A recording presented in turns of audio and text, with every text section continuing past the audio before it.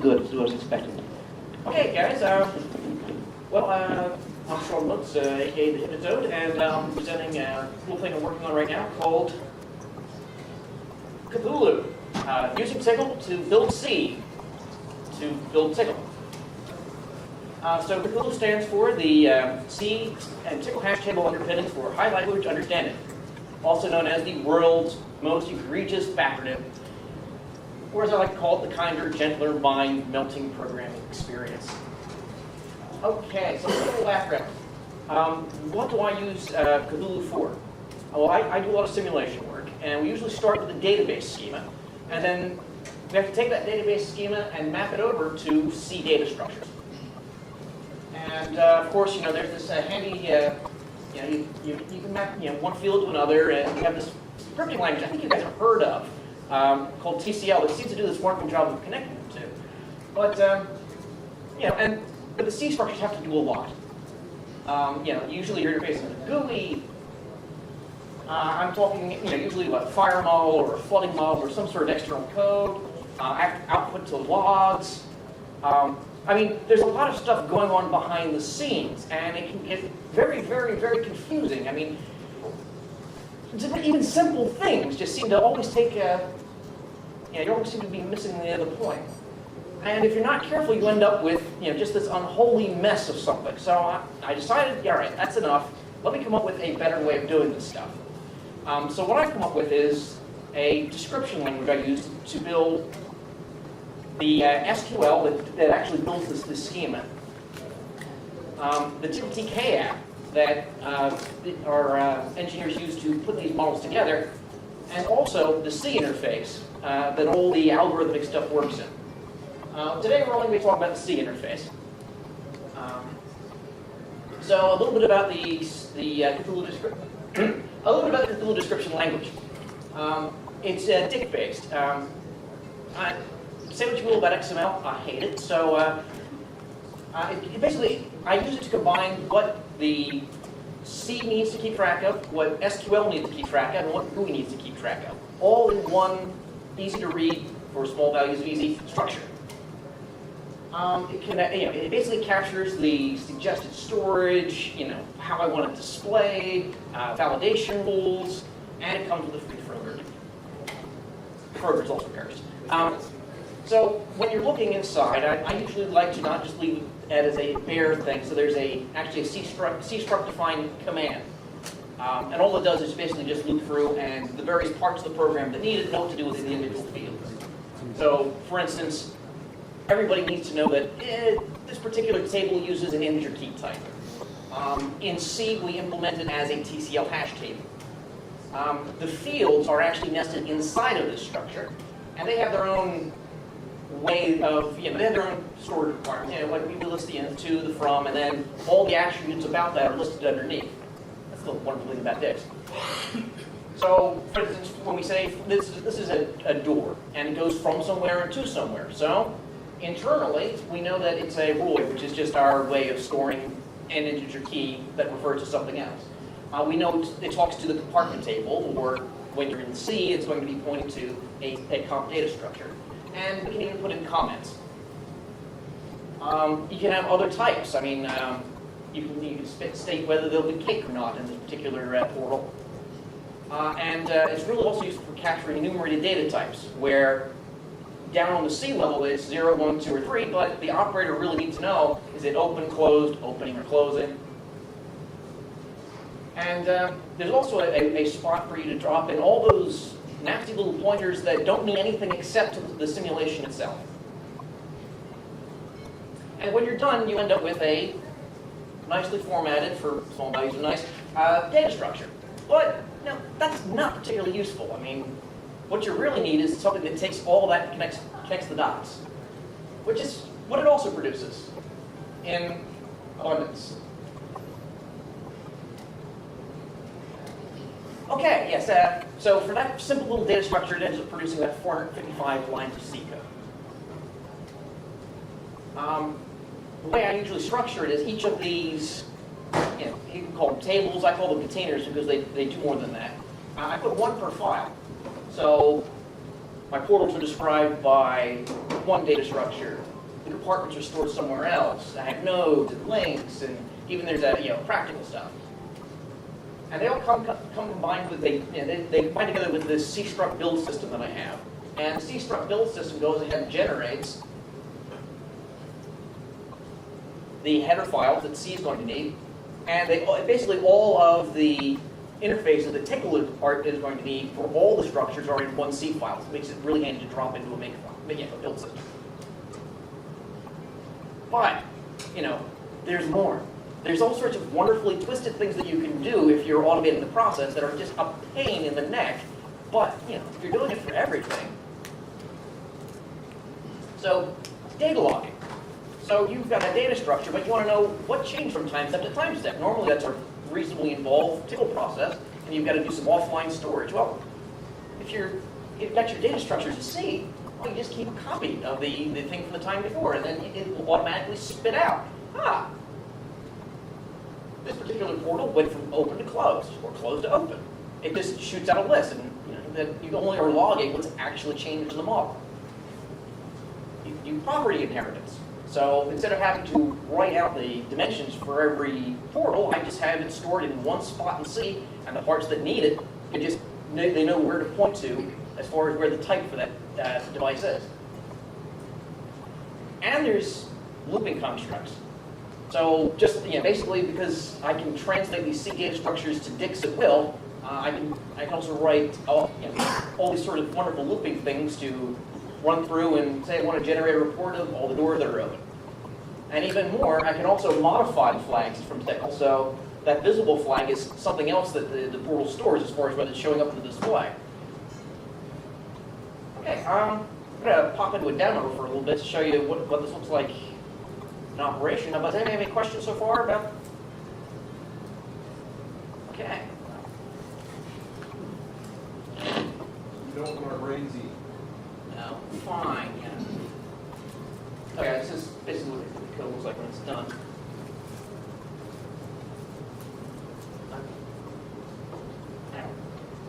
Sorry, screen spanning magic here. Where is my mouse?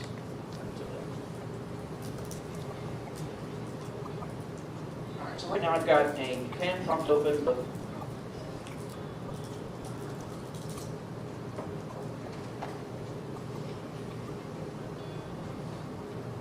this is basically what one of our models looks like to the people using it. All the components here are implemented to C data structures, and then what we do is we can write stuff back to the GUI at will. So if I mouse over things, you can see all their state, and we're pulling that live from the simulator. So if I go turn something off, or turn something on, the GUI knows about it, the data logs know about it, and I can also do a lot of things with the command line. So I was showing you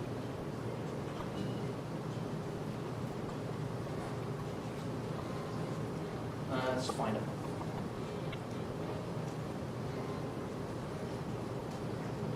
Let's focus here.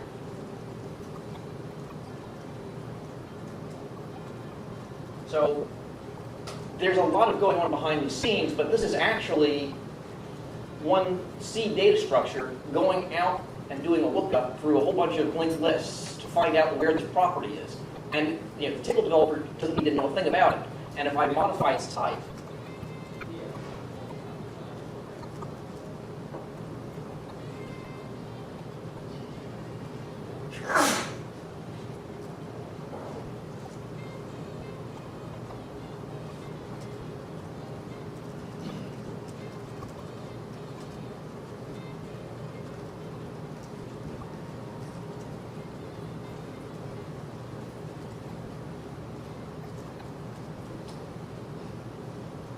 yeah, it always helps to write the right number down, doesn't it?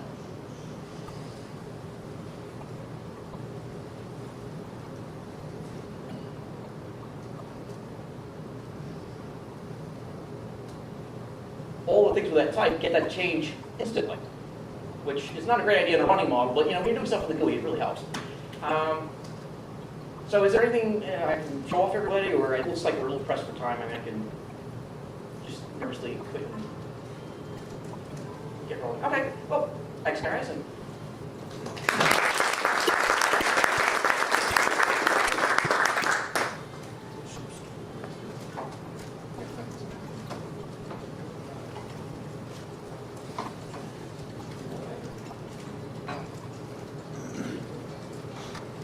Sean got done before I got moved in.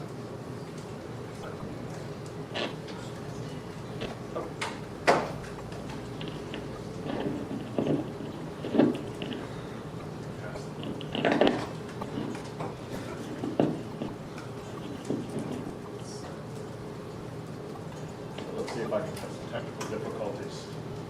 Get started with me. I was at this machine the other day and I found out the P didn't really want to work. And that's nice.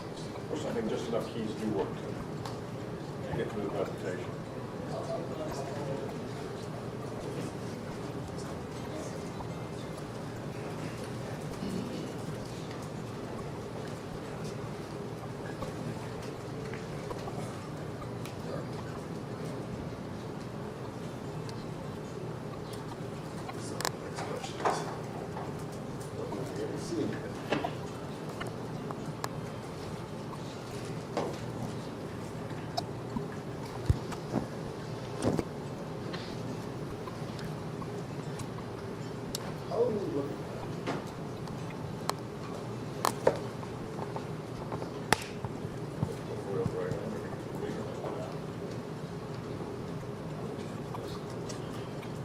okay.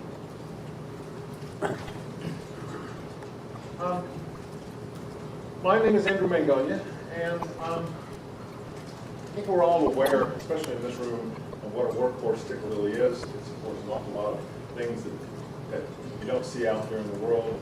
Everything from testing to systems administration, be it expecting lots of these things. Today I'm going to talk to you a little bit about a support role that I use Stickle for in supporting embedded software development. Now, embedded software development these days covers a pretty vast range. With the capabilities of hardware and smartphones and things of that sort, those are all embedded applications. But I'm going to take you to a smaller world. And I live in a very, very small world sometimes, and sometimes a relatively harsh world. And it needs a lot of support to do development like this. I usually deal with microcontroller-based systems, and they are often rather small. Typically 32 to, say, 128 kilobytes of memory. And we're talking kilo, not mega here, right?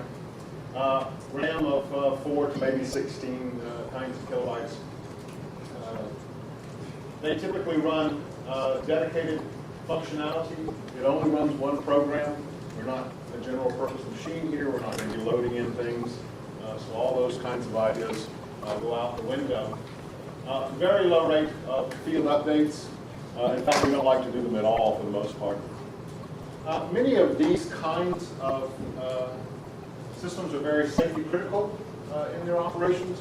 I actually spend most of my professional time working on implantable medical devices.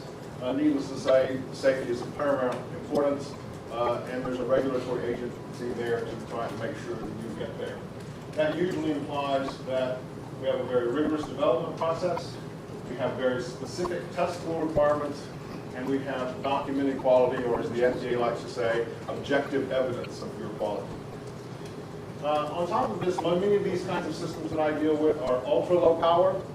We have standby currents in the microamps or handful of microamps. Often dynamic currents that do go up into the milliamps. That is 3 orders of magnitude, I know, but that's sort of the range that we look at.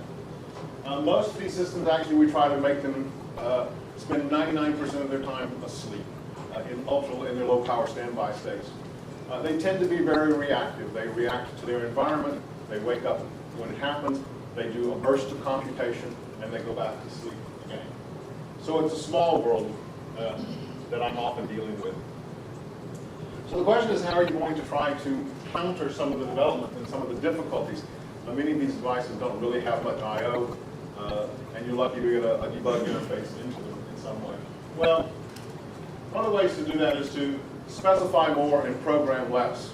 Every line of code you write in these kinds of systems has to be inspected, reviewed, tested, documented, and whatnot. So it really behooves you to factor these things around as best you can. So one of the techniques that we use is to really factor all the data management and execution policies into one place. So we don't write control structures over and over and over again, each of one that has to be, inspected, reviewed, tested, and whatnot. So what this really leads to is a more abstract execution model that's really in place for this. And in this case, it's a single-threaded execution model.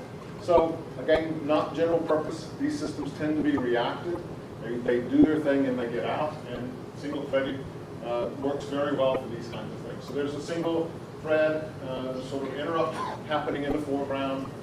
Background concepts are where the rest of the processing occurs. Certainly, one of the reasons we like those kinds of architectures is they tend to closely match what's directly supported in hardware by the execution.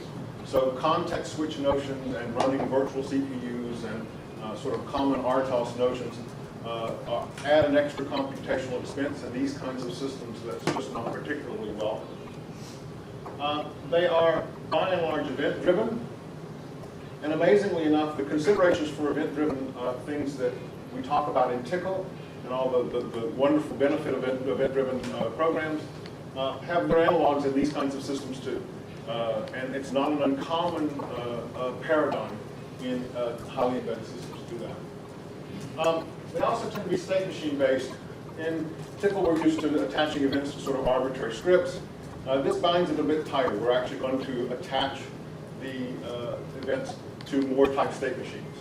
And that's going to be the paradigm for which you can run a computation, wait for something to happen out there in the world, and pick up where you left off. Needless to say, we do deal with interrupts. And of course, this is a place where you have to be very, very careful. This is where the only preemptible computation can occur. So you're running through the middle of something, interrupts can occur, and you have to figure out how to design a synchronization mechanism that will let the background know the interrupt occurred. The interrupt can do what it needs to, but as we know, if you start violating critical sections, you're going to be in for a world of hurt in these systems. So the strategy here is to use this single-threaded execution architecture. And one other thing that's important here is we really like to bind our behavior well before runtime. These are not dynamic systems. All the wonderful things that you can do that are dynamic in TICL are not particularly welcome here. We want it locked down. Determinism is much more important than flexibility in these kinds of systems. So at this point in time, you're saying, well, great, that's a great strategy. What does this have to do with TICL? Well, it really has to do with this binding of data before runtime, and that could use some tooling. So the tooling is a program called PICA. PICA is actually an acronym for Pass Your C Code Along. I'm not very good at making up names, as it turns out. So what PICA is a way of specifying all those data structures that are required by the execution architecture, right? It really is a program that processes a domain-specific language that does an awful lot of computation.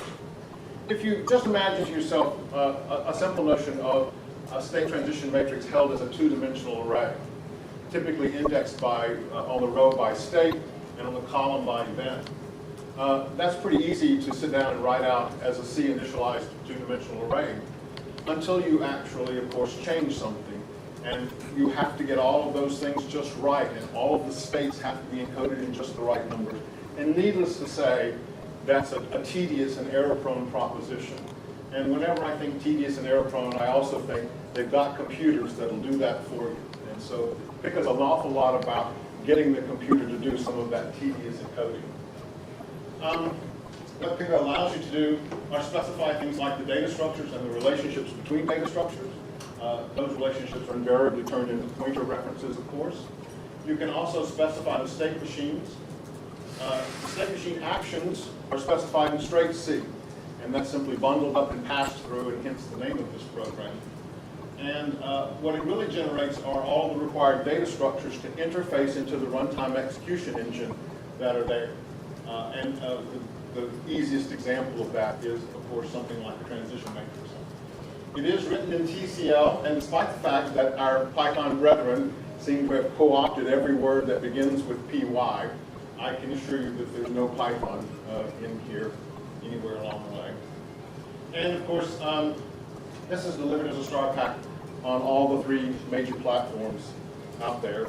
And just as a word aside, if you're not delivering these single file executables, stop and learn to do it now. You'll love yourself for it. So this is just a brief overview of how Pika fits into sort of the workflow that you would see. Really, it's just a first level transformer here. You take Pika source, you run it through the program, and you generate C. And that C will contain all of the C code that you put in for your actions of your state machines and other kinds of functionality, plus a bunch of initialized C variables that define all these data structures.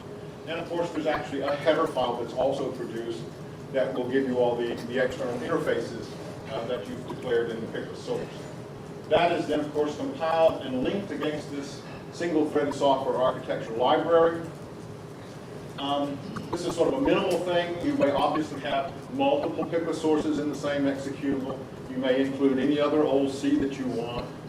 Pika is intended to slot right into whatever your build procedures are, because it doesn't do anything other than produce the files, and you're free to do with them as you wish. So, just to give you, this is a very, very small extract of what Pika source might look like.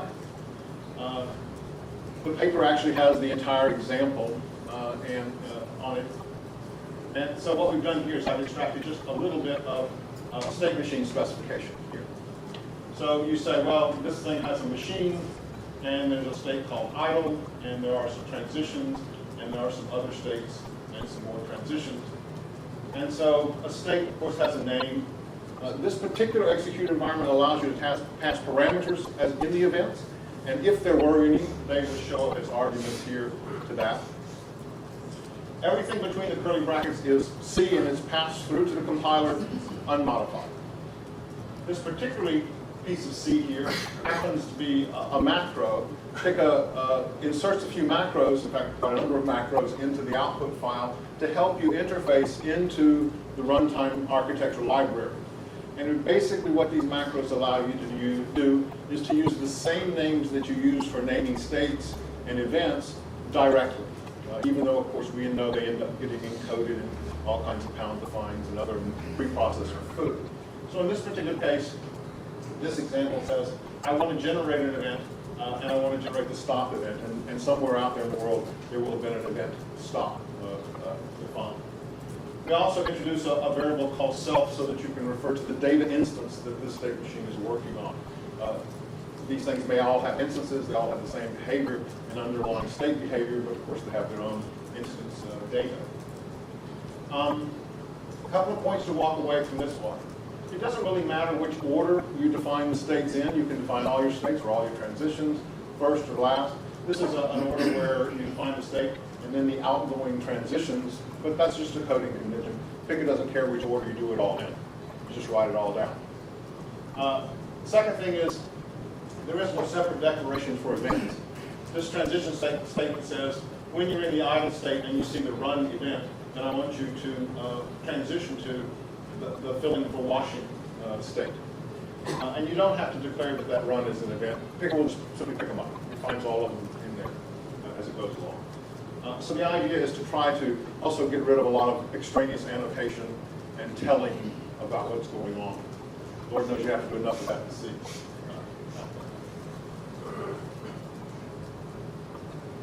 So one of the things that we're going to look at here in the rest of this talk is some of the internals of Pika. In the paper, I actually step through and explain all these in great detail. Given the time that we have here, I'm really going to hone in on just a couple of small things. Pika does parse the language. There's actually a parser in there. You know, the usual advice given to people writing domain-specific languages in Tcl is just sort of make it look like Tcl and use the Tcl parser. And that really is good advice. For some reason, I decided not to do that here. I suspect maybe sometime I will go back to that advice that I probably should have taken for myself. But no, there's a real full-blown parser in here. We actually use Tcl and Tcl as a parser generator for it. We are going to look a bit at the internal data structures. because I think they're a little different and unexpected than we might think of. We're going to look at some semantic analysis, because like any language, Pico allows you to make a lot of perfectly syntactically correct statements that are absolutely meaningless, of course. So we have to make sure that you know what you're doing when you say this. The actual output of Pico is done with template expansion. In fact, it uses the text util expander right out of Tickle line. Works great. And so use your Tickle line. Be aware of it. Use your Tickle line.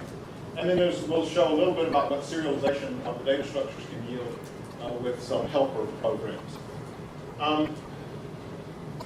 So the internal flow in Pico is fairly straightforward. We take the source, it is run through a parser, and the output of the parser is actually a relational schema. Now typically, a language processing program, when the parser recognizes statements, we go through and start building symbol tables and syntax trees and data structures of that sort. And that would make perfect sense if you were actually compiling expressions and doing things of that sort. Of course, Pico is not really compiling. It's generating data structures and otherwise passing your code through to the C compiler, who has to do the really hard work. We're doing sort of the easy part on the front here. But all the internal data structures are actually relationally based. So there's a bunch of tables that get filled in by the things that come out of the parser. As I said, you have to do some semantic analysis to make sure that all of those syntactically correct statements actually have some meaning. And then, of course, what happens is we do template expansion. And as you might imagine, the template expansion really is simply back querying the relational data structures in order to fill out the C code that's produced. What's nice about this, of course, C compilers are picky about the order in which things occur. You have to have lots of forward declarations and get everything in just the right order. And template expansion is a nice way to have a little template that has the right order, and then the commands in that template simply go and pull the necessary data and insert it at that point along. And then, of course, it turns out that it's sometimes nice to save, once you've got all this stuff parsed and validated and whatnot, to save it for future reference, and I'll show you that. So it's possible to serialize the relational schema and save it out to a file. Now, one of the things that's really nice about Tickle these days is we have a lot of choices about dealing with data relationally.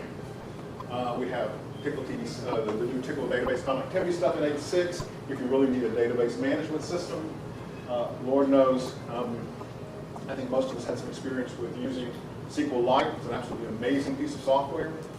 But since I have this natural aversion to programming in SQL, a really bad aversion, thank goodness most of the world's not so afflicted. And since this is really a relatively small amount of data, and I really don't want to deal with SQL, I use TickleRow. So this is what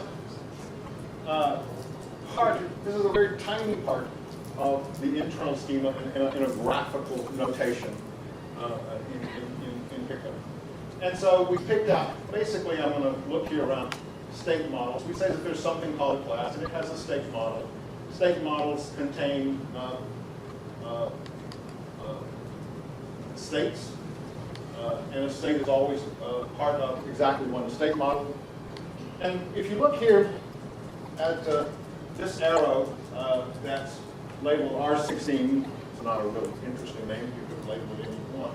I just have to count on my fingers, I guess. Anyway, R16, what R16 says is that each state model has exactly one default initial state. That's simply a rule of the way state models work. And that any state is the initial state for at most one state model. So you can't be a state over there and be the initial state for several state models out there. So we're going to come back a little bit to R16 in a second. As I said, since I have this version of programming in SQL, I'm going to cast all this into TickleRow, and I believe this is the way all of that graphic turns out to be cast. And so this is just straight Tickle. Relvar creates a command. It creates a relation variable called state model. These are the attributes of that. These are the data types that we expect to put into that. And this is the identifier, or in SQL terms, the unique things, or the primary key, or the candidate key, or there's a lot of names for that stuff. In TickleRow, we call them identifiers. Notice this particular thing has two identifiers associated with it. These IDs are simply internal things. And lo and behold, R16, our friend R16, can have an association. Now this is just a classic referential, again in SQL terms, foreign key kind of constraint. And it enforces the rule that a state model has exactly one state, one state that's an initial state, and that state can be the initial state of at most one state model. So these little one and question marks are really intended to reflect regular expression notation for those kinds of cardinality. Now, during the parsing process, what's going on, of course, is as statements are recognized, there's a bunch of inserts going into these various relation variables. At the end of all of that, the transaction will end and all of these referential integrity checks will happen. And if you haven't managed to get an initial state defined, it throws an error and out you go. So I kind of like this because that's all the code I've written for that. And all I've had to do is say that this is one of the rules of the game here. And I can get TickleRow or whatever other relational management system you have that supports some notion of foreign key constraints to do that work for me. Believe me, I would not be able to remember all of these that I would have to do. It turns out in Pickle there are actually 18 of these kinds of